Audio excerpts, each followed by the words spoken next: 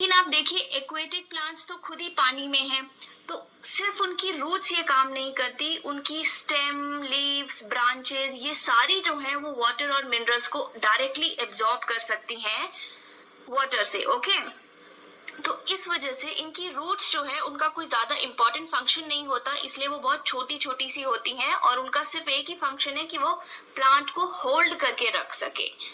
So aquatic plants do not depend on their roots for absorption of water and minerals. वो अपनी roots पे depend नहीं करते for absorption of water and minerals. Water and minerals can be absorbed directly from the surface of leaves, branches and stem.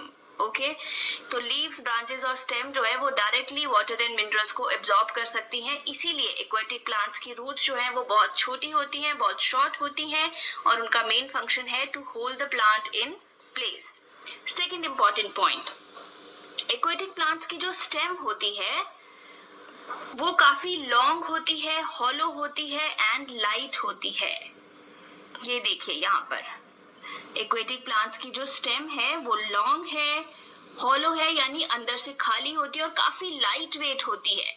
इसकी वजह से क्या होता है, क्योंकि ये पानी में रहते हैं तो ये इजीली बेंड कर सकते हैं। जब पानी का बहाव होगा, पानी का जो फ्लो होगा उसमें ये डैमेज नहीं होते और ये आसानी से उसमें सरवाइव कर जाते हैं, क्योंकि आसानी से ये बेंड कर सकते हैं। अब अगर इनकी स्टेम बहुत हार्ड होती तो जैसे ही पानी का ज्यादा फ्लो आता तो स्टेम उसके साथ टूट जाती। अब क्योंकि ये बेंड कर सकती है, फ्लेक्सिबल है, तो ये पानी के फ्लो के साथ साथ ही बेंड कर जाती हैं, तो ये टूटती नहीं है और पानी में सरवाइव कर पाती हैं। ओके तो हमने क्या कहा कि इनकी स्टेम्स जो होती हैं वो लॉन्ग होती है, हॉलो होती हैं और बहुत ही लाइट होती हैं। Third important point, Some aquatic plants are totally submerged in water. हमने देखा कुछ प्लांट्स ऐसे हैं जो पूरी की पूरी तरह पानी में submerged होते हैं। All parts of such plants grow underwater. Some of these plants have narrow and thin ribbon-like leaves. They can bend in the flowing water. अब देखिए जो प्लांट्स पूरी तरह से सबमर्ज्ड है उनको भी वाटर करंट्स को झेलना है, इसलिए उनकी लीव्स भी ऐसी होती है, बहुत ही नैरो, बहुत ही थिन, ऐसी रिबन लाइक, जैसे यहाँ आपको देखने को मिल रही है, पतली पतली सी और एकदम।